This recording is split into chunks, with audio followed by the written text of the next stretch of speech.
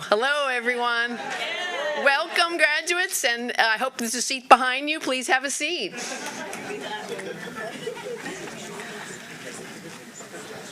Hello. Welcome to families, friends, faculty, and to the 2023 EDD program's graduation ceremony and our graduating cohort 14. Yeah.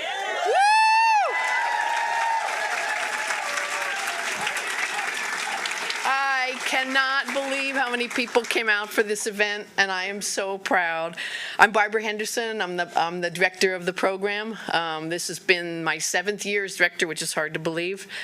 I want to start by acknowledging that we hold this program on a campus that is located on the unceded and occupied lands of the Ohlone people, including the Ramaytush and the Muwakwa. We acknowledge these people for their stewardship of this land and these waters over the centuries, and for their continued existence as sovereign peoples who are involved in active efforts to preserve and to see rectification and rematriation of their lands through the Shumi Land and I would ask you to please think of ways that you can contribute to this effort, as I do through the Shumi Land Trust, the Segura Te Land organization. So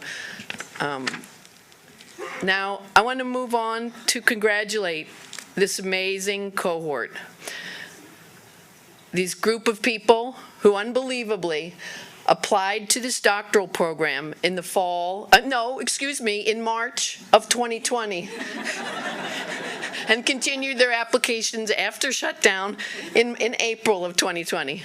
I saw a few of them in person in face-to-face interviews. I saw all the rest of them on Zoom. Who starts a huge life-changing event like a doctoral program at the very beginning of a global pandemic? Well, these people do. And then who maintains their energy and their joy of life and their ability to just put one foot in front of the other through 3 years of continued chaos of COVID? They didn't see each other face to face until the beginning of, I don't even know when it was, but it was a really long time. We were all surprised at how tall each of us was. We're like, oh my gosh.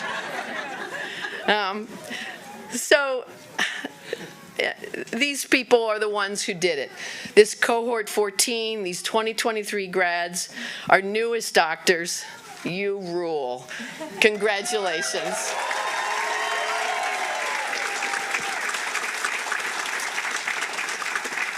Let me tell you a little bit about this degree. Now, many of you know from times around dinner tables and tears around study sessions and late night writing, but maybe not all of you do. And so I'll just let you know what these folks have done. They have earned an EDD. They are Doctors of Educational Leadership. So they are doctor. In front of their name is doctor. I would, however, warn you not to put doctor on your ticket when you're boarding a plane. Because then when there's a medical emergency, you're like, yeah, I can tell you about transformative leadership, but I'm sorry. So, but they are doctors, and these are real, full doctors. They are doctorates. They are scholar advocates. They are leaders in early childhood, in K-12 systems, in community college, in 4-year higher education systems, and in community organizations. I know most of you probably know this, but let me just tell you a little bit about what they experienced. This was a full-time program.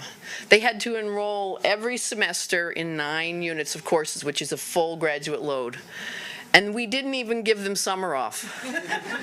It was all 12 months. And we made them pay tuition all 3 semesters as well.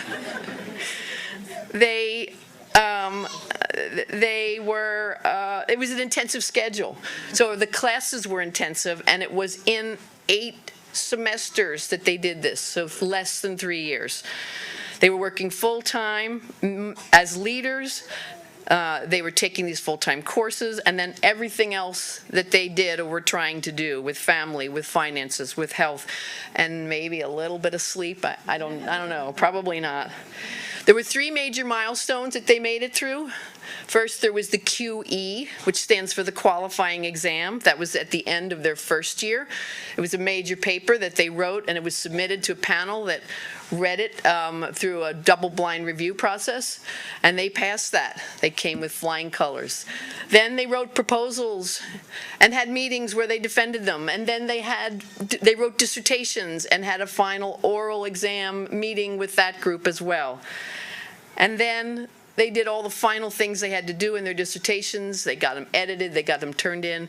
They turned in all their niddling little paperwork, and here they are. Here they are, the 3 milestones. And the dissertation, what is it? Well, it's a book. It's a book. They all wrote books. Where they had to not only write the book like off the top of their head, but they had to go and they had to plan a study, they had to collect the data, they had to do all the analysis, they had to do all the writing, and they had to meet the varying and random and probably felt like changing opinions of their faculty committee all the way along as they did it. And thank you, faculty. We can't do this without you. You're amazing. And I really do appreciate, all of us appreciate your mentorship and guidance. It's huge during the dissertation year. So if you're interested in this work, either now or in the near future, you should look on ProQuest, and you'll see a copyright and where it is in the Library of Congress.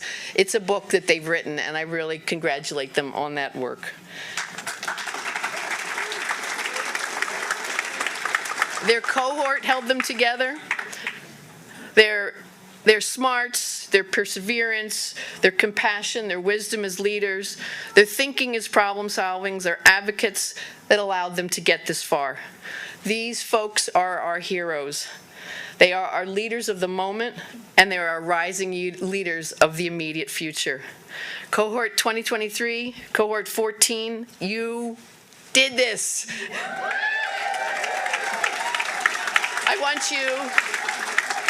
I want you to breathe it in.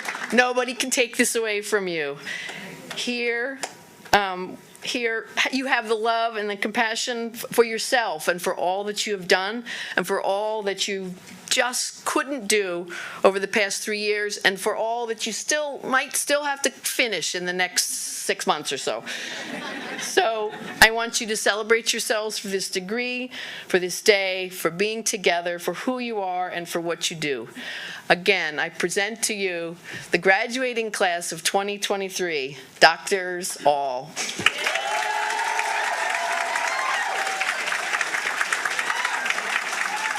So just a moment about what we're going to do today. We have our dean is going to speak. Our provost is going to speak. We have distinguished speakers. You'll see it in the program, distinguished student speakers.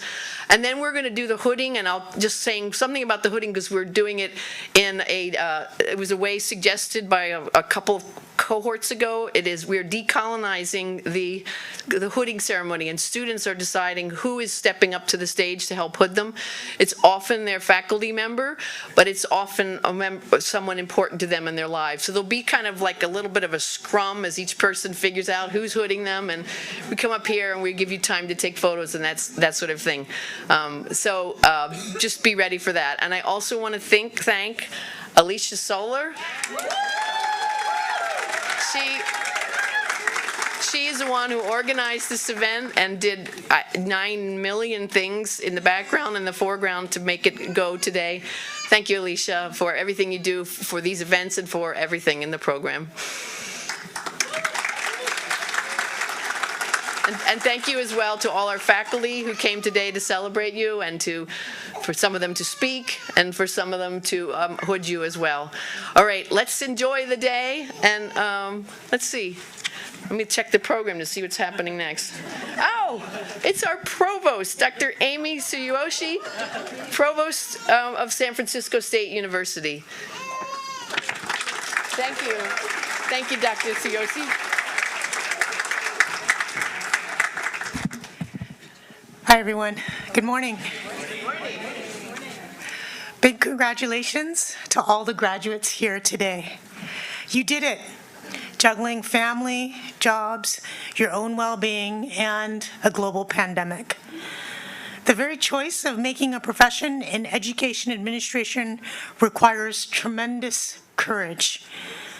Working in a union environment, negotiating with state regulations and policies, and engaging with a public that is increasingly disenchanted with education's, quote, failures, will often leave you feeling blasted from all angles as you shape and determine the future of California's educational system.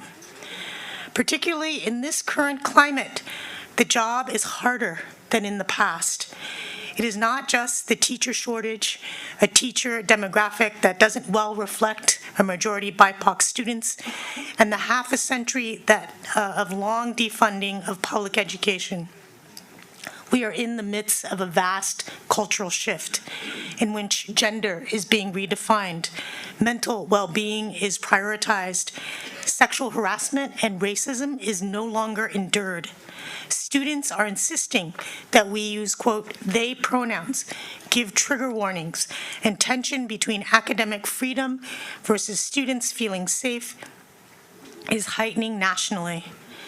You are all here because you care about the students, and also you care about the teachers as you provide leadership and guidance to a field that you have seen as problematic, but also hope to change from the inside. As I said, it takes courage to go deep into the belly of the beast, to change an institution that you feel still has value when many of your constituents just want to throw it in the garbage. How do you inspire those around you, students and faculty alike, to invest in an institution that is flawed but still has value and great potential to transform the world? This is the challenge that all of us in education leadership face.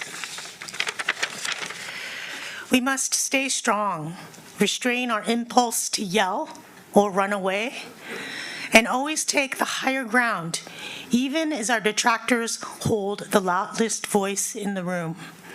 Stay true to your core values, and the overwhelming majority of people you serve will support you. In my own administrative career, I have become aware of how many find purpose in intimacy in conflict. I want to encourage all of you to take care of yourselves and to keep your values, not your emotions, central to your work. Stay hopeful as you enter the storm ahead of you. Always keep in mind that you have more supporters than detractors in the work that you do. We are living in a period of recovery, but more prominently, PTSD for students and teachers alike. Across the nation, there's an entire generation of students who have experienced severe learning loss, and educators who feel more burnt out and exploited than ever. Facing this is no joke, and it might be the biggest challenge that we as educational professionals face.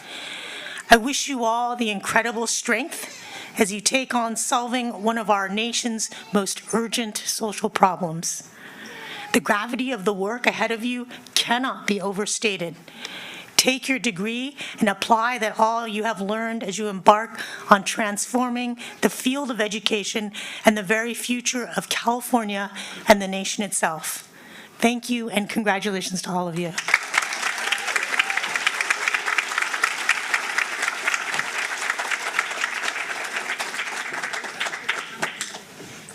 Thank you, Dr. Tsuyoshi. I now would like to introduce the Dean of the Graduate College of Education, Dr. Cynthia Grutzig. Thank you. Good morning, everyone. I am here to welcome you on behalf of the Graduate College of Education, faculty, staff, leadership. We are so pleased that you are all here, and I'm just thrilled to be seeing this beautiful site in front of me. Thank you, Dr. Henderson, Dr. Ballard, Dr. Collins, Alicia, Solar, and greetings, graduates, families, mentors, and elders, loved ones. I am especially appreciative to see all the children and youth in the audience. Would the children and youth just stand up and wave at us? We're so glad you're here.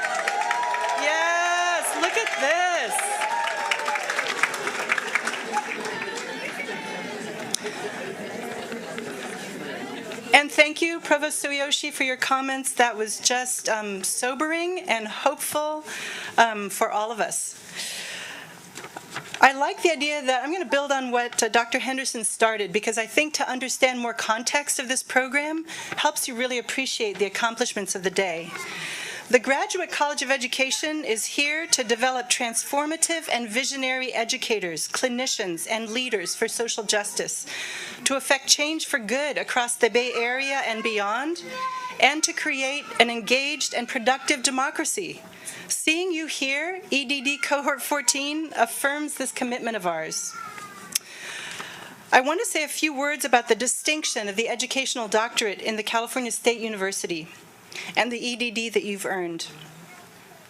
The California State University is the largest and most impactful higher education system in the nation, and the educational doctorate plays an important role in its success. The CSU has been authorized to offer education doctorates since 2006. At that time, the legislature recognized the urgent need for well-prepared administrators to lead public school and community college reform efforts.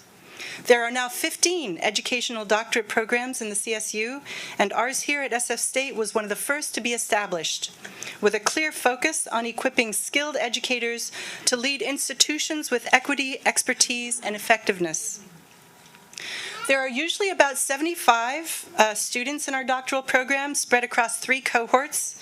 Over time, we have over 300 graduates. It's got to be at least that many. I think it's 250. 250 plus 25, 275. The program, as you've heard, is rigorous and challenging and focused on supporting students to become ethical change agents and social justice leaders. The other thing that's unique about this program is that it's university-wide. This is a Graduate College of Education celebration. However, the faculty in the doctoral program are from every college in the university. Faculty, I'd like you to stand wherever you are and be recognized.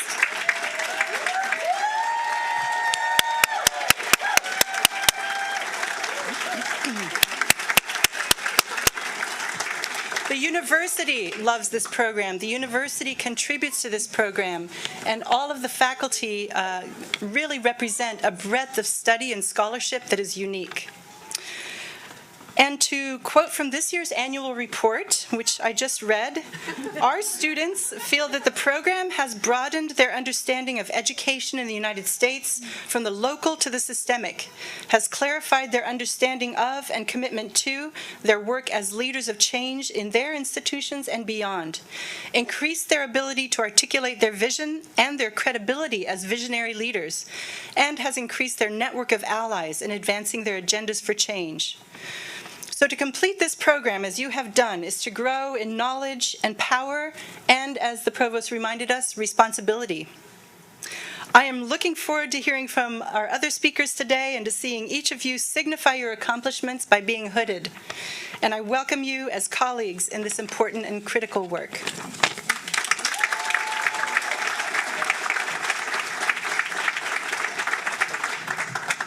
Thank you, Dr. Grutzig. I now want to welcome the faculty speaker who was voted by this cohort as the person they would like to recognize and have speak. It's Dr. Romagnoli. Congratulations. Can I move? Can I close this laptop? What's that? The laptop that's up here, can I close it? No. Yeah. No? No? Can I move it? Thank you. I'll just move that over there, and if I can have, all right. Whew. Good morning. Good morning, good morning. Thank you for such a warm welcome, and I'll just give you a little more of an introduction. As Dr. Henderson mentioned, I'm Rome Romagnoli. My pronouns are they, them. I'm a program graduate. I have the pleasure of being a lecturer and a writing co-conspirator for the second-year students in the program. And in my other life at Santa Rosa Junior College, I'm tenured composition faculty. I coordinate our Queer Resource Center. And just for fun, I'm the interim dean of Language Arts and Academic Foundations. Thank you, SF State, right?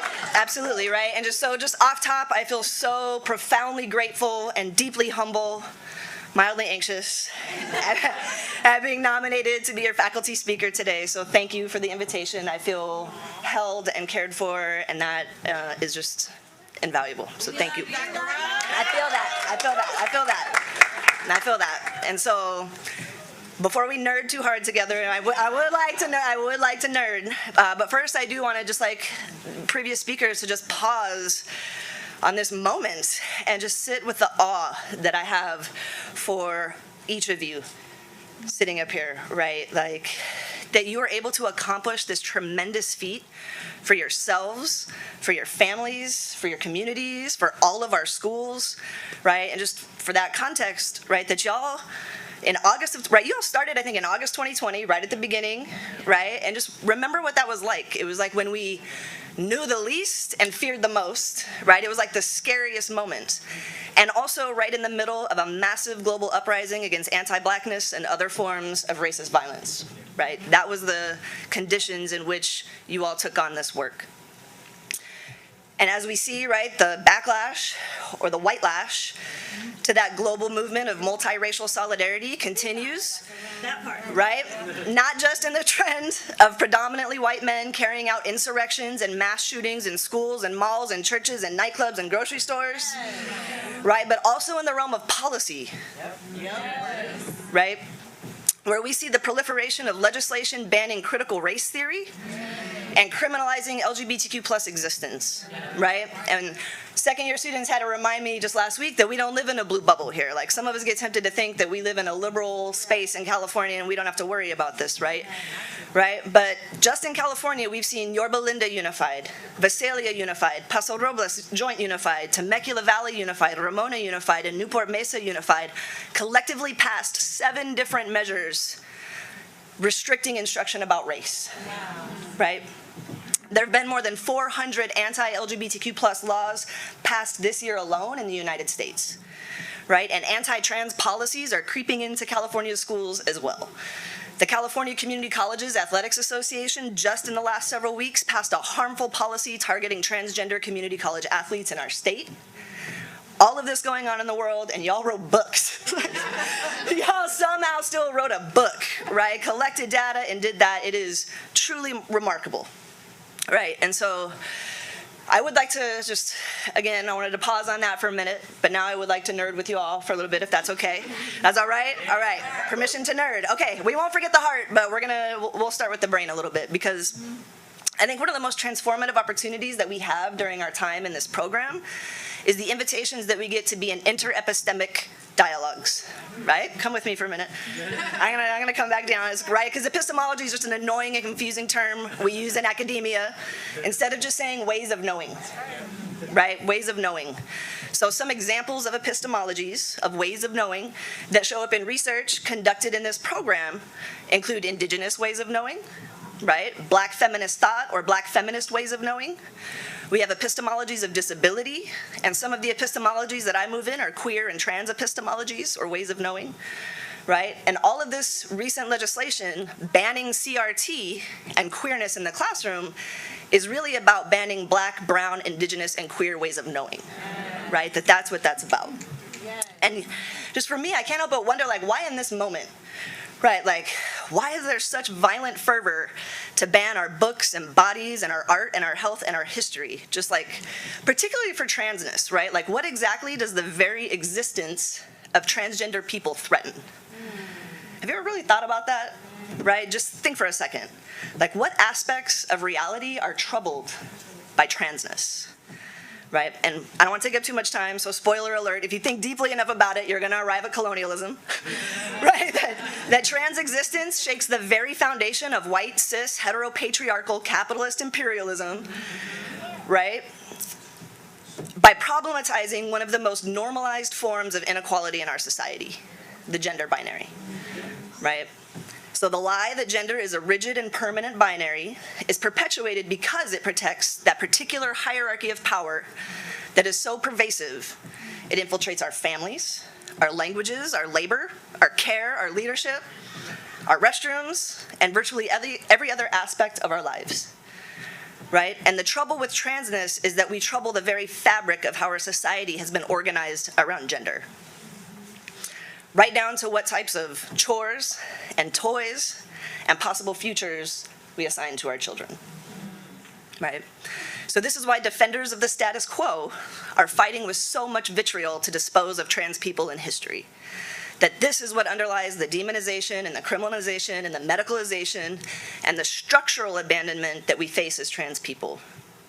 So our very existence, then, a threat and a crime, right? And against all odds, or actually, against all of the atmospheres of structural violence that gender-expansive folks must survive, I mean, in the way of, think of churches, hospitals, families, politics, and schools who would sooner dispose of us than care for us. In spite of all of that, we've still managed to dream and to build, right? A lot of it in this space. I know a lot of you know what that's like, right? In the book Trans Justice for All, Travis Albanza states, he says, "When I say trans, I also mean escape. I mean choice. I mean autonomy. I mean wanting something greater than you told me. Wanting more possibilities than the one you gave me." Ooh, preach, Dr. Round. Yeah, that's not me. I wish that was me. That's brilliant scholar Travis Albanza, but yes, right, just wanting more possibilities than the one you forced onto me. Right, and that is why trans epistemologies or ways of knowing or being in the world are so threatening to the status quo, right? Because we don't want nothing to do with it. We don't want anything to do with that structure. That transness is fundamentally expansive and disruptive. That we are out here upending what everyone thinks of as facts and norms. Trans folks expand what we all thought we knew about gender, but trans epistemologies can also expand what you think you know about family, what you know about work, what you know about scholarship, and what you know about leadership. So non-binary, trans, and queer logics, or epistemologies, allow us to imagine beyond what has been forced on us. And one of the things I love about I love many things about this program, right? But one of the many things that I love is that so many of us living in the heart of America's wounds, we come here to heal, right? We come here to heal ourselves. We come here to transform our organizations. And we come here to leave something better for those coming behind us. Right, so the collective work that we engage in here, in my mind, is the embodiment of the fundamental truth that the people who are experiencing the harm are those who know the most about healing, about what's necessary, and about what's possible. Y'all, it's you all, right? That's you all, right? Like, we use our coursework on budgets and policy and methods, right, as tools, though, for preventing our fields and our institutions from defaulting to that abandonment of our communities, right? And we use our labor and our love to build new education spaces with intersectional collective liberation and a little bit of joy, always some music at the heart, right? Like, I love seeing that today, that y'all are such the embodiment of the work that we're doing in this space. Right? And how fortunate are we that every dissertation that we came to celebrate this morning gives us a roadmap, right, for how to do this work. So whenever we need guidance on how to build, we can turn to Dr. Batista for the Colegas Brown print that we need, right? They're changing the paradigm of California Community College. We can turn to Dr. Garrett's work that shows us the myriad ways that Black language matters in our spaces. We can look to Dr. Jackson's examination of white teacher racial identity. And to Dr. Adams' work around undergraduate Native American student experiences. Right, and I could read, I won't because y'all have the program, but literally I could have just gone down the list and read every dissertation in this space, right? And I won't do that, I'm gonna wrap it up now, so I'll just leave you all with this, right? That while your courses and your assignments and the milestones and the essays are done, right, all of that, I know you're sad to leave that behind, right? But the cohort and the community that you've nurtured in this space can live on to serve you indefinitely, right? You can always tap into this, right? And so I just that reminder that this space can continue to exist as a source of intellectual, community, and cultural wealth that will outlive us all, right? So I look forward to being in more community with y'all, to building with you all, and to seeing all the ways that the tremendous and embodied work you've done in this program will live on in the world. So thank you for the honor of being your keynote today and your co-conspirator, always. Congratulations, class of 23. Congratulations, y'all.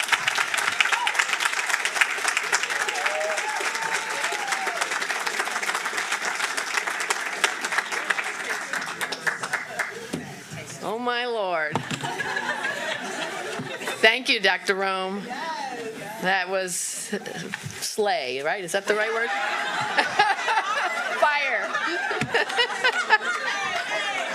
I'm putting it on TikTok. All right. We're moving on now to our distinguished students who are going to speak. And we have two of them. Two very strong women who are going to stand up and speak. And the first one is Dr. Gail Ann Liu.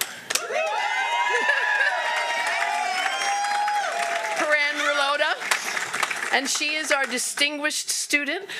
Our distinguished student was voted by the faculty. I would have to say that all of the people here were eligible for it, but this person kindly agreed to take it and to win and to speak for us today. And she is an amazing leader and person, and I just am so proud of her to represent us in this way. So, Dr. Gail Ann Liu? Yes, indeed.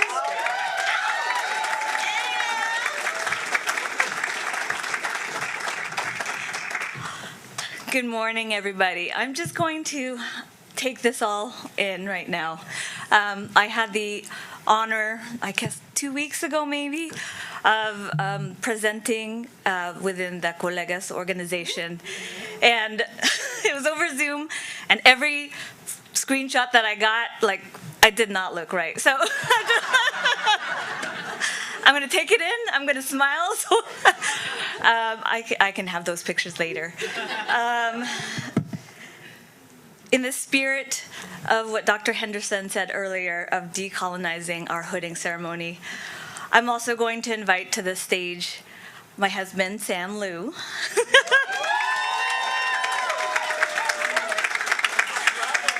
terms of this.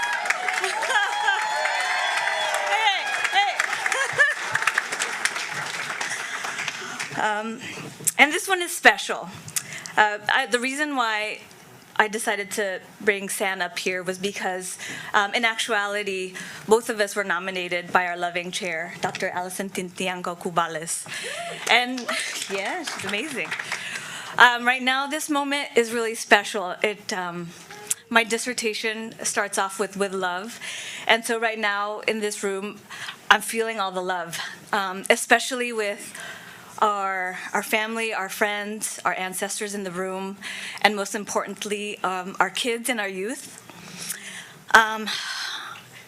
In a day where, San and I have to worry about our kids showing up at the wrong house, being in the grocery store, walking across the street, it really brings us joy that they are here with us.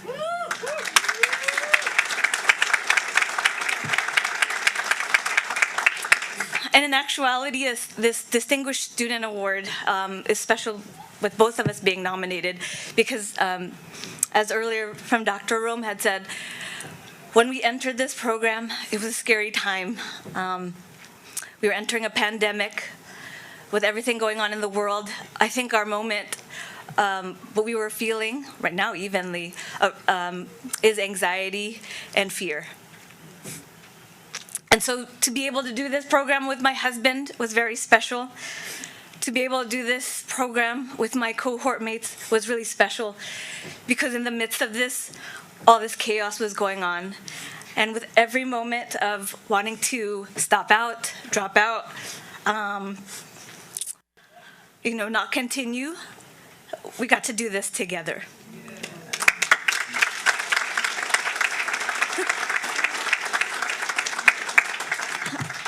I'm going to read a little bit about,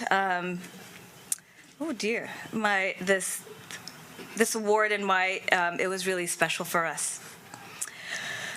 This was a unique nomination that focused on a pair of students who were working on their EDDs together.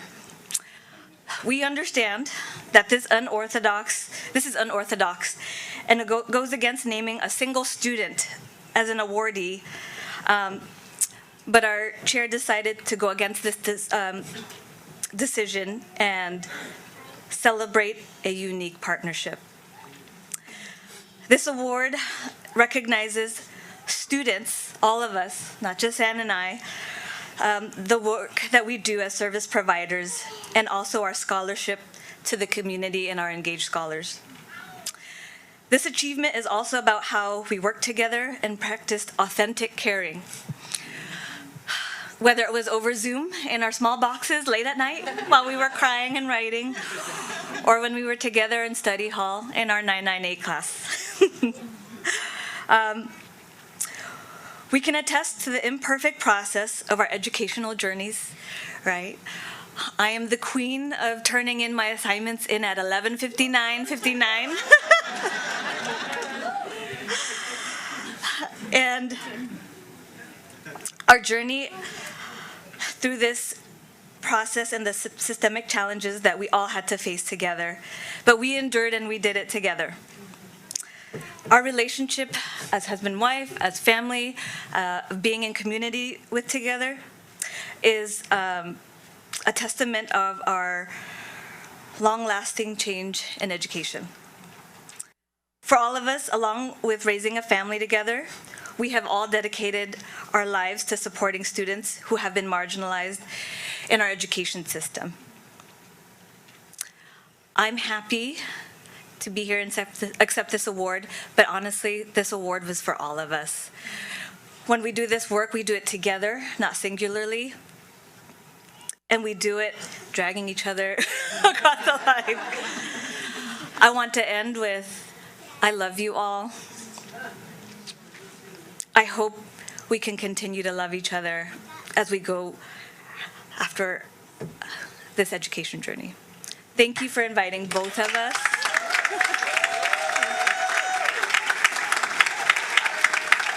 Thank you. You want to talk?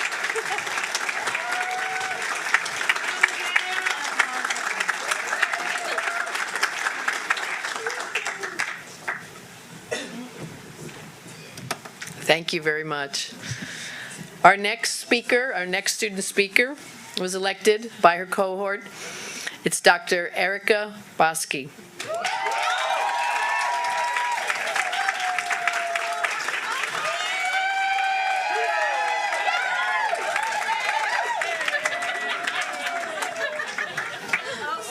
That's right, in typical me fashion. Yeah, hi friends, hi. Alan's gonna help me out here with a clicker, because I came with a PowerPoint, because it seemed like we needed one, you know what I mean? Wouldn't be a grad school program without one. Just the arrow, yeah. This one? Okay, so, I'm Erica Bosky, if you couldn't tell. What do I tell? Somebody's telling me to move something. We all right? Cool, perfect, excellent. My pronouns are she, her, aya, and what I wanted to do today is I'm actually going to read you a story. And when we started this program, as we have had before us with all of these amazing speakers, we were talking about how hard things were. Things were nuts. Things were crazy. And I had the lovely life experience of finding out that I was having my fourth child, Mariah. She's in the house. Yeah, woo-woo! Technically not a COVID baby, just to keep things clear. And that I got into this program in the same week. And then we went inside for a really long time. And I called my partner in crime, Miss Katie Price, who's in the house. And she told me she was having a baby. And we got into this program together. So what we did is we realized that we were mothers. And this experience with you all has made me realize how mothering and loving each other and being a family is the absolute most important element of getting through very challenging times together. So there's a book called Going on a Bear Hunt. And this book was written by Michael Rosen. And when we were put inside, it became a book that my children and I were reading pretty much every night. And it's about the journey of facing things that can be challenging and scary and also exciting, right? There's also that too. So with the help of my other co-conspirator, I want to give a shout out, Megan Schweitz. She is the artist that you will see in this story that I'm about to read to you. She helped me rewrite this book for what we went through called We're Going on a Life Journey. All right? And let me make sure I'm clicking this correctly. Awesome. There's going to be a part in this story that we all say together because that's how this story goes when you read it, okay? So we're going to do one practice round because that's a teacher and me, so you all know what we're doing. So we're going to say this together as these slides come up. It goes like this. You can't go over it. You can't go under it. You have to go through it. Good job, you guys. Next time with a little more pizzazz, but that was pretty good. Okay? That was pretty good. All right, so here we go.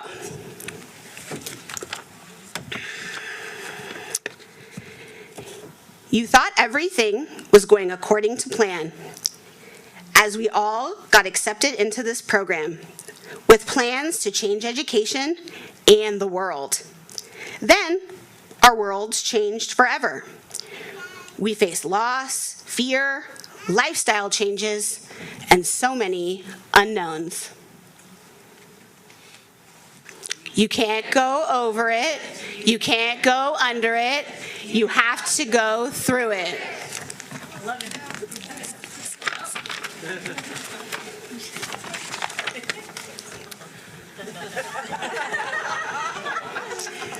Yeah, you all know this. See the pajama pants. You know what's up. All right? You quickly must learn many new ways to be a student, an educator, a working professional, a caregiver, all while creating and using new ways to support and connect to our ED program and personal communities. You can't go over it. You can't go under it. You have to go through it. You're still going on this life journey. And you realize the doctorate program is offering you the challenge to find your voice, stories you want to share, solutions to the challenges within the education system, while advocating, proclaiming that our education system is again the backbone, safety net, and additional family home to our communities as we live through this time in our history. And this is literally like the process we went through, y'all. Just want to be very clear. It's extremely accurate, all right? It's all right. There's a square on here for all of you, just to be clear. All right. You can't go over it. You can't go under it. You have to go through it. Whew, this part of the life journey. You see and feel all the love and support from your family and community. With all this dedicated support comes sacrifice, patience, and the massive obstacles of time management to care for others and ourselves as we work together to cultivate our identities as leaders. This is a shout out to all of you in the room, for reals. Thank you so much. Yes. You can't go over it. You can't go under it. You have to go through it. Now here we are on this part of our life journey. We're now coping with today as we use our passion, creativity, generational knowledge, curiosity, cultural wealth, so much courage and empathy for one another to take the leap to radically transform the education system to be the place where everyone is welcome, to equitable access to what they need in order to foster individual and communal growth, change, and love. So much love. Woo-woo! All right, y'all. Before we say it one last time, I'm just going to invite you to hold hands if you'd like to someone next to you. Okay? That's all right. They can be sweaty. We're all friends here. It's exciting we can touch each other. I just want to be clear. This is progress. Okay? Enjoy the germs. It's good for you. All right? Hand sanitizer's in the back. All right? This is a big moment. All right. Here we go.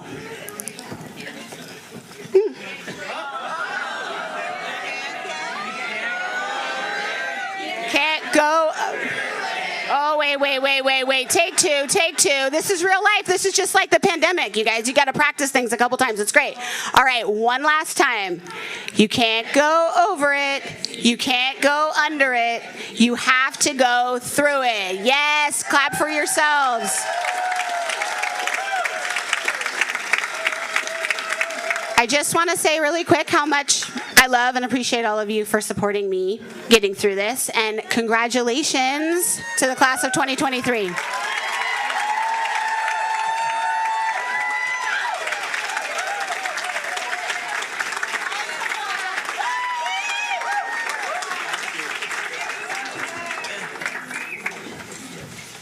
Well, that's what you do when you got teachers in the house. All right, thank you. Thank you, student speakers. Thank you, Gail and Erica. All right, we are now to the part of our program where we get to hood and congratulate our doctoral candidates.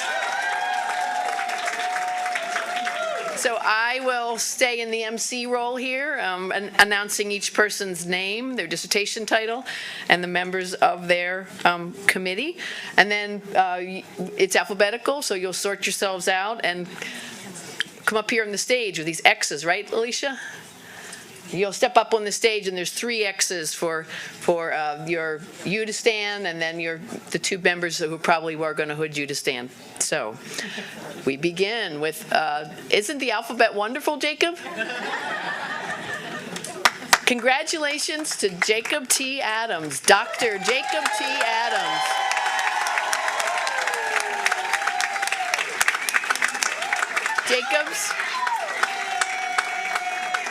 Jacob's dissertation title is Undergraduate Native American Student Experiences in Full-Time Online Learning Environments. Jacob's dissertation chair is Dr. Lee Cava. Dr. Robert Collins and Dr. Pia Bizon are his committee members. Congratulations.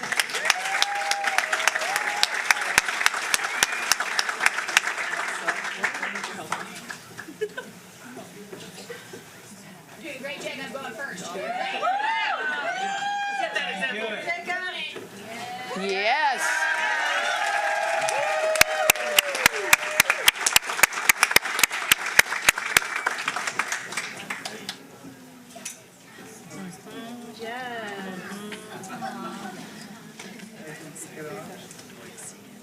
You got it.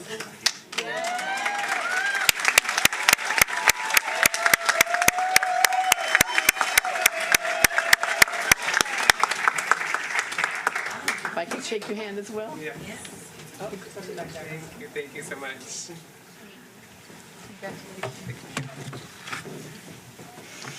Jacob, stand on the egg so they can check it.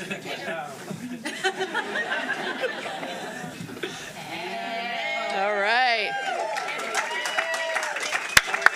Are we good? I think they want y'all to come up too. You want us all to gather? The other X's are for.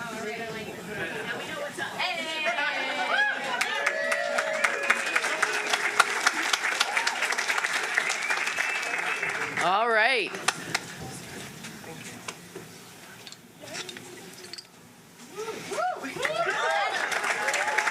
And we're going to take our time just like that. So our next honoree is Dr. Olabisi Adesuya Fasuya, EDD. Dr. Olabisi's dissertation title is Preschool STEM Education, Perspectives on the Education Practice Gap and Professional Development. Dr. Adesuya Fasuya's dissertation chair was Dr. Daniel Meyer, and her committee members were Dr. Stephanie Siskilton and Dr. Jean Hybrooks. Congratulations, Dr. Adesuya Fasuya.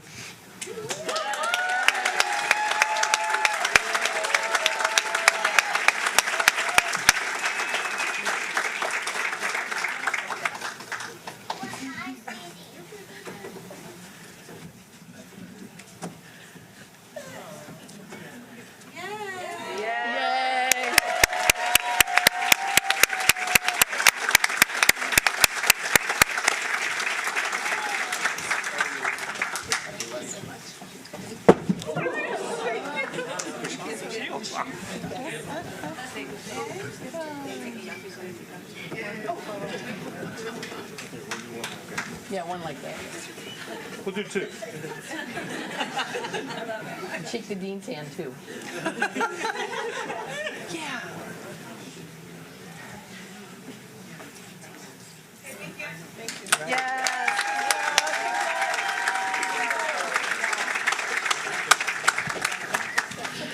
Congratulations. Our next candidate is Dr. Michelle Y. Batista, EDD. Dr. Batista's dissertation title is The Coligas Brown Print, Changing the Paradigm of California Community Colleges. Dr. Batista's dissertation chair is Dr. Maria Zavala. Committee members are Dr. Marcela Garcia Castanon and Dr. Angelica Garcia.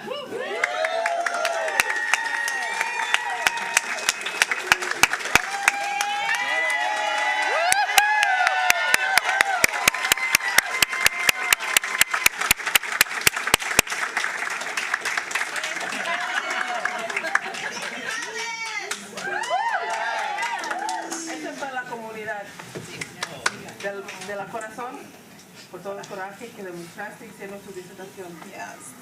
Y por el modelo del Brown Print que publicaste en este libro que escribiste. Eso.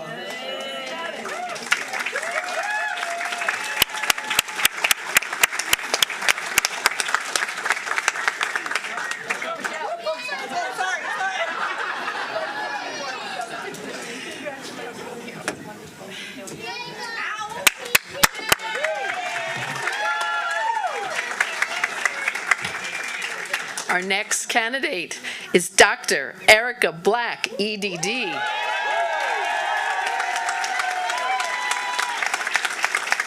Dr. Black's dissertation title is You're Essential, My Sister, Identifying Successes and Challenges Among African American Women in California Nursing Programs. Dr. Black's committee was Dr. Dawn Alyssa Fisher, and committee members Dr. Daniel Meyer and Dr. Beverly Glover. Congratulations, Dr. Black.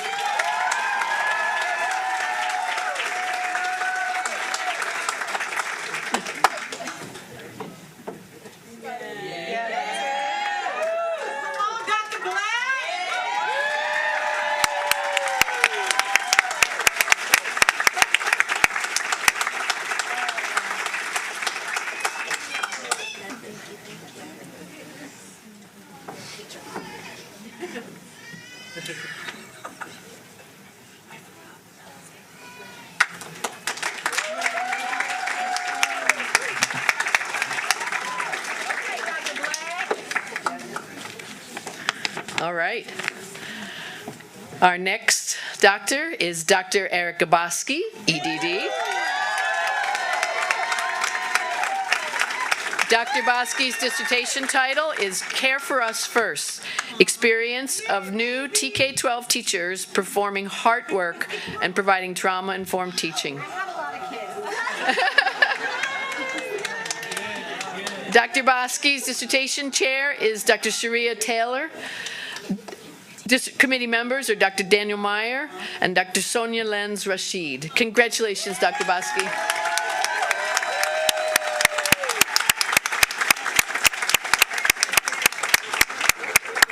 Okay, one more, you all. There are people in the back saying one more, just my children. All right, all right. There you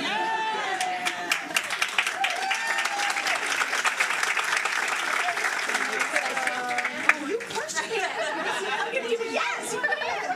Thank you so much.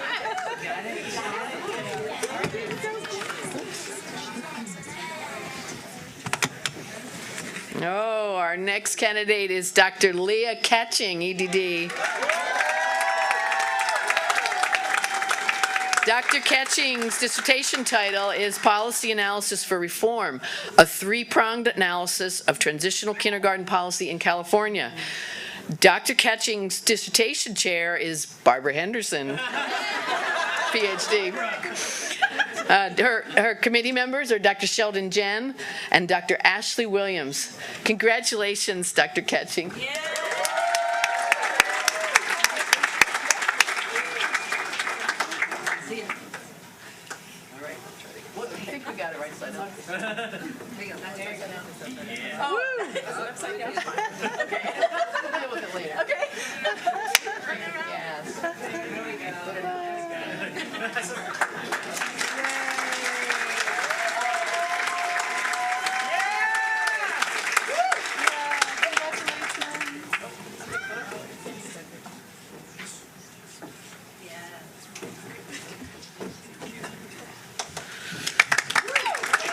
Wow. Our next honoree is Dr. Christopher Chu, EDD.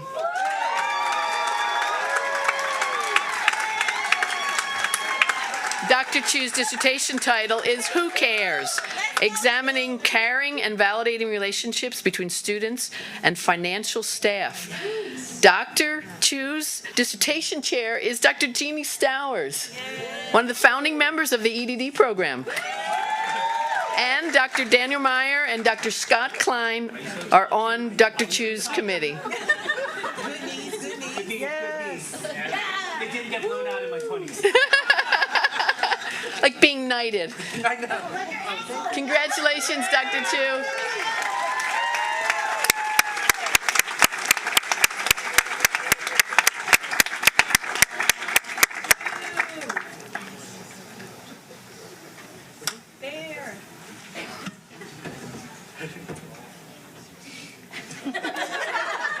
Jenny, I need you to sit down, please.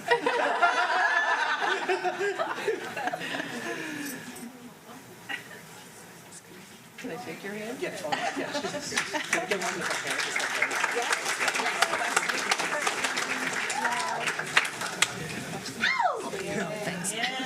that. We got to get another photo here.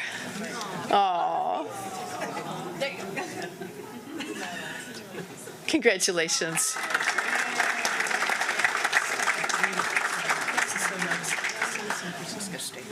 Our next honoree is Dr. Cynthia Duar, EDD. Dr. Duar's dissertation title is Historical Analysis of California Community College Decision on Whether to Adopt Proctoring Software During the COVID-19 Pandemic. Dr. Duar's dissertation chair is Dr. Jackson Wilson. Her committee members are Dr. Maggie Beers and Dr. Violet Ballard. Congratulations, Dr. Duar. Hi, Mom and Dad and Kyle and Dad.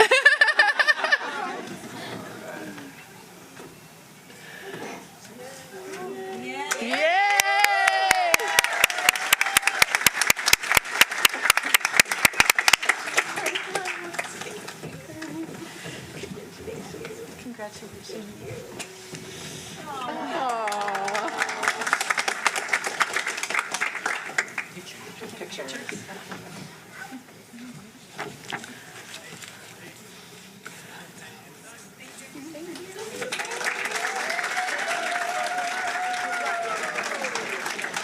Our next honoree is Dr. Theodore Dykesel, EDD.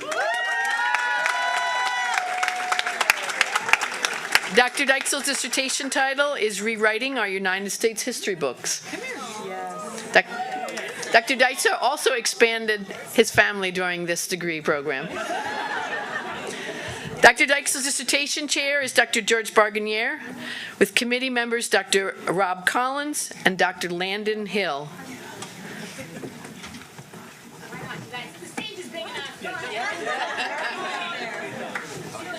Yes.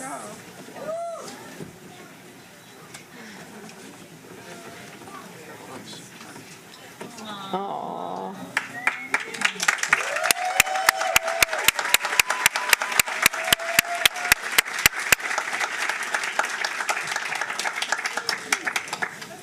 Aww.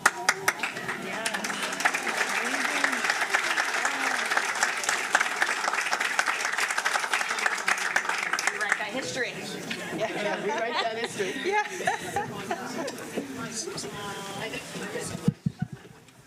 Thank you so much. All right. Our next honoree is Dr. Vanessa Espitia, EDD. Dr. Espitia's dissertation title is Dismantling the Disproportionality of African American Students in Special Education, a self-study of an educational leader. Dr. Espitia's dissertation chair is Dr. Laura S. Epstein. Her committee members are Dr. Barbara Henderson and Dr. Violet Ballard. Congratulations, Dr. Espitia.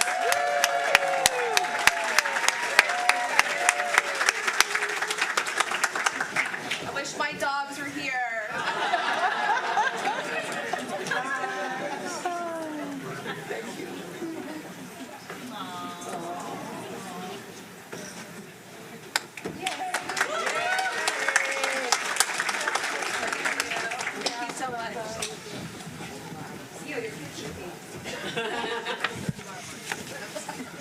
Our next honoree is Dr. Lucy Fuentes, EDD. Dr. Fuentes' dissertation title is The Relentless Pursuit of College Education, Elevating the Voices of Former Foster Youth and Social Work Professionals. Dr. Fuentes' dissertation chair is Dr. Daniel Meyer. And committee members are Dr. Sonia Lenz-Rashid and Dr. Christina Lavarro. Congratulations, Dr. Fuentes.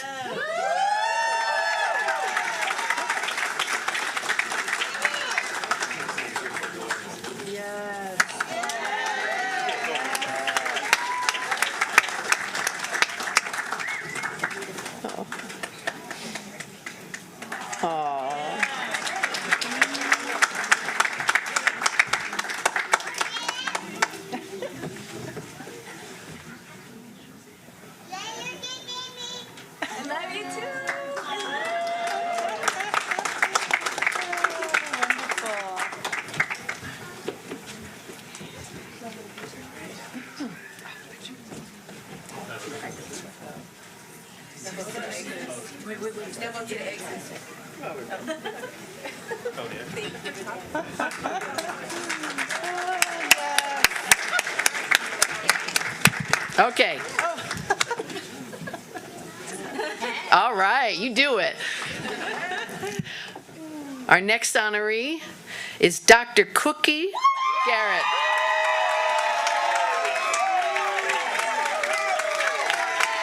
Dr.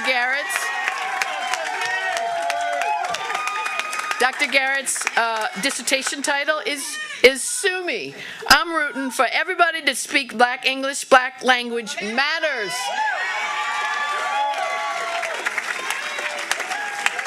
Dr. Garrett's dissertation chair is Dr. Sharia Taylor.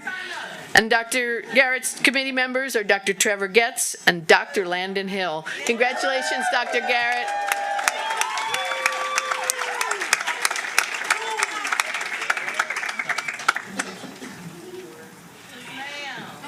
All right.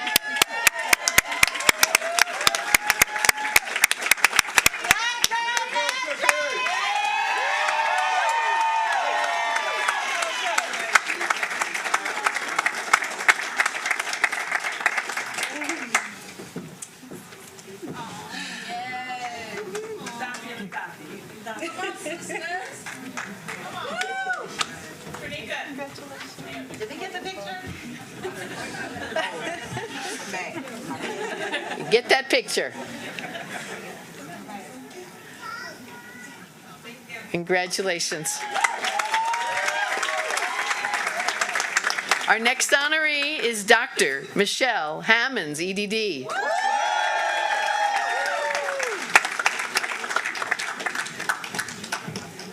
Dr. Hammond's dissertation title is Disrupting White Racial Identity Formation in the Classroom, the Potential Contribution of White Educators' Anti-Racist Pedagogy.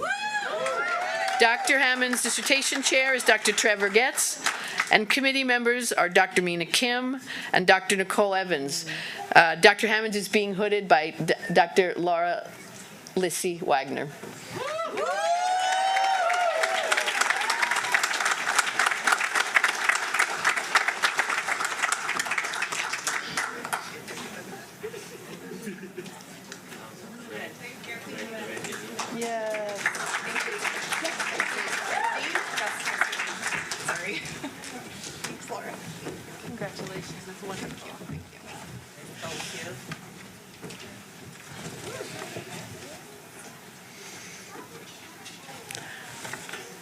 I gotta turn the page here. Our next honoree is Dr. Tiffany Jackson, EDD.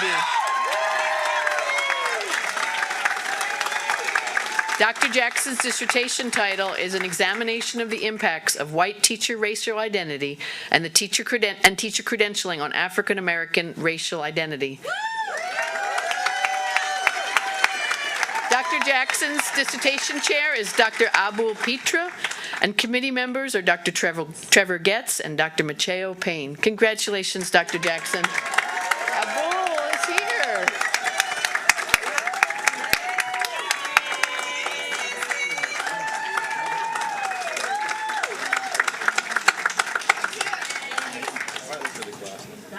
Dr. Pitra, thank you.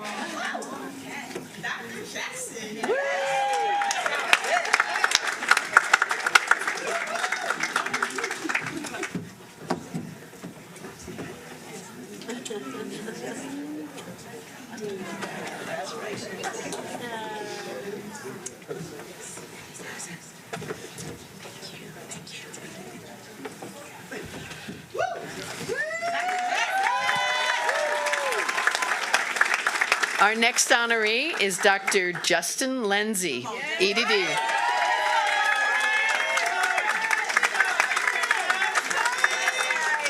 Dr. Lindsay's dissertation title is Subversive Pedagogy, Disrupting Static K-12 Curriculum with the Arts and Equity Toolkit. Dr. Lindsay's dissertation chair is Dr. Stephanie Sisk-Hilton, and committee members are Dr. Sheldon Jen and Dr. Don Frazier. Congratulations, Dr. Lindsay. You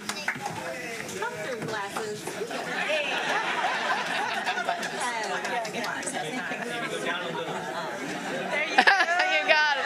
They got you.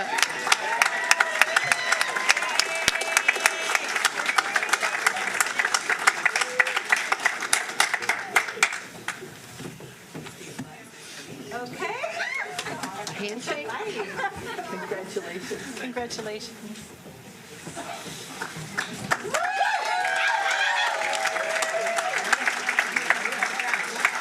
Our next honoree is Araceli Leon. Araceli's in-progress dissertation is titled, and she's corrected it for me, so I've got the real one here, Strengthening Home to School Connections Through Community Walks, an evaluation of Undocumented Student Resource Center. Dr. Araceli's dissertation chair is Dr. Maricel Santos, and committee members are Dr. Ali Borgian and Dr. Raymond Izala. Congratulations, Araceli.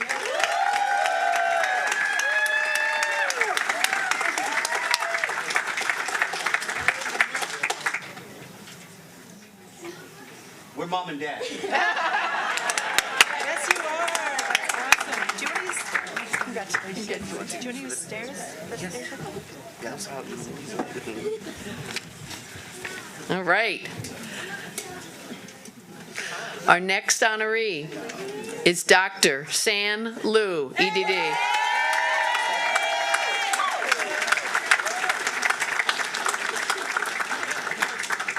Dr. Liu's dissertation title is Growing Community Responsive Leaders in the California Community Colleges, Re-envisioning Home for System-Impacted Students.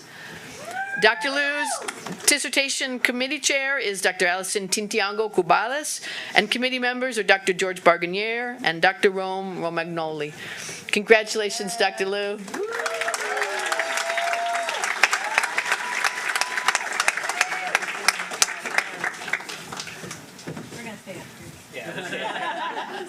Stay in formation. Oh, where are we looking? Just don't move. Oh, right there. Don't move. We got one more loop coming. Next. We'll shake hands. Everybody stay. Everybody stay. Everybody stay. Thank you so much. Okay, now these folks are going to stay on stage because we've got another honoree, Dr. Gail Ann Liu.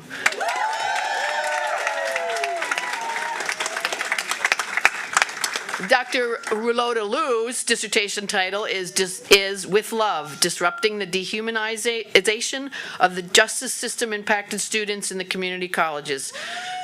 Her dissertation chair is Dr. Allison Tintiago Cubalis, with committee members Dr. George Barganier and Dr. Rome Romagnoli. What?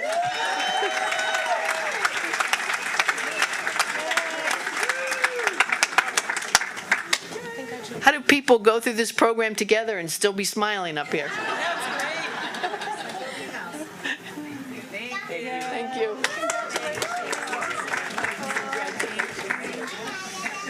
Did I get it? We already got it. We got it. We got it. We got it. All right. And now, our next honoree. Say your first name for me, so I think I've been saying it wrong for 3 years. Shalin, Dr. Shalin Newman, EDD.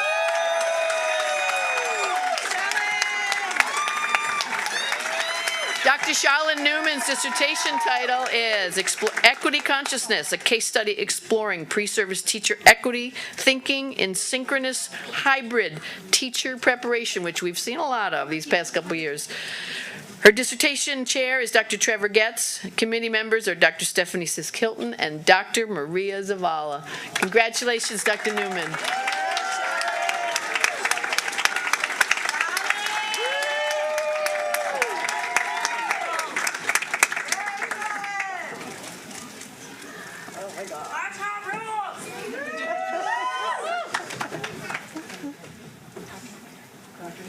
Pictures.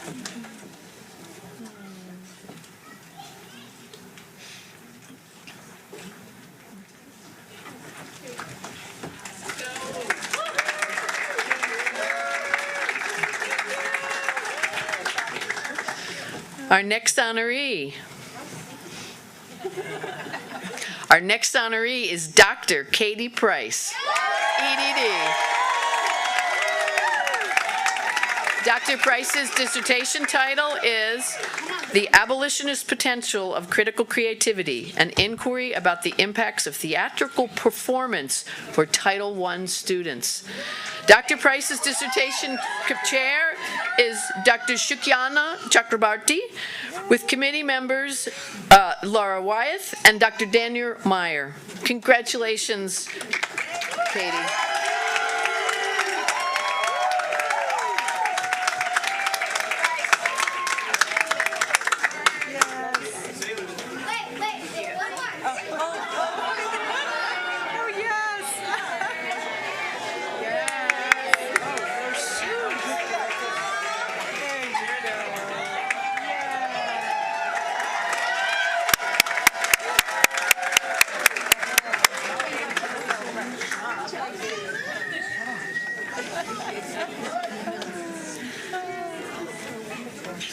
Our next honoree is Dr.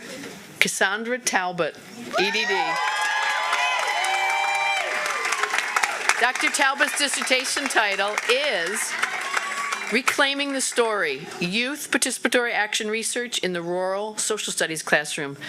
Dr. Talbot's dissertation chair is Dr. Wei-Ming Dariotis.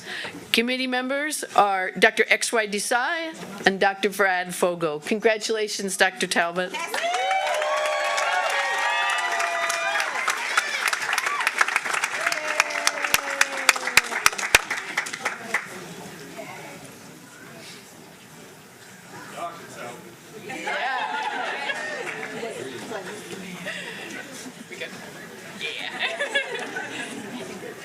Congratulations.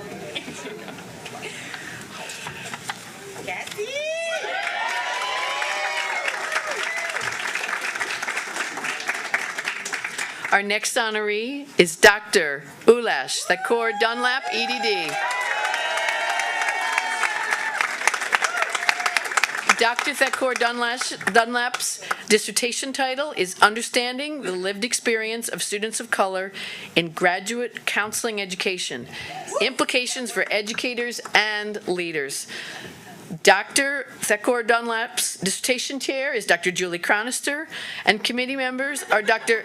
Graciela Orzoko and Dr. Kevin Nadal. Congratulations, Dr. Thakor Dunlap.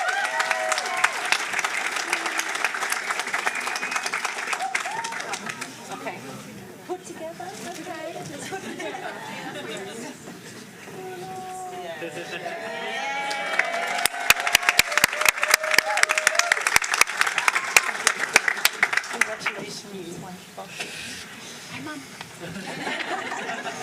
And our final honoree of today is coming up.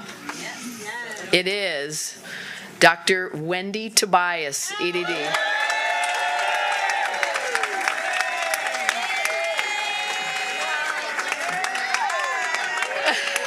Dr. Tobias's dissertation title is Disability Identity, Belongingness, and Persistence in Students with Disabilities in Higher Education.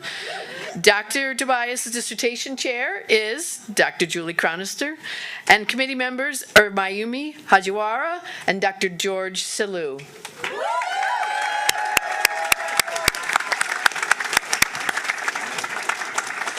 Oh, there's the team.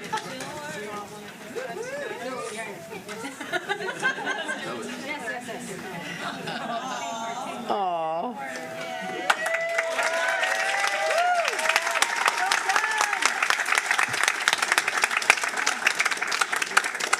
Step up for a photo. Congratulations.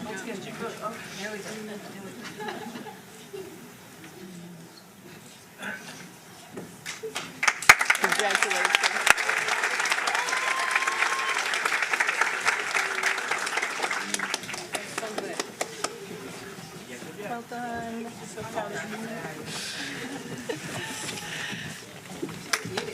you. Yeah. And that concludes the formal part of our program. I ask that family members and friends and others who are here, all please remain seated while the faculty and the honored students, the alumni, what am I saying? Exit from the room, and then please enjoy the refreshments, the catered meal that Alicia has arranged for us.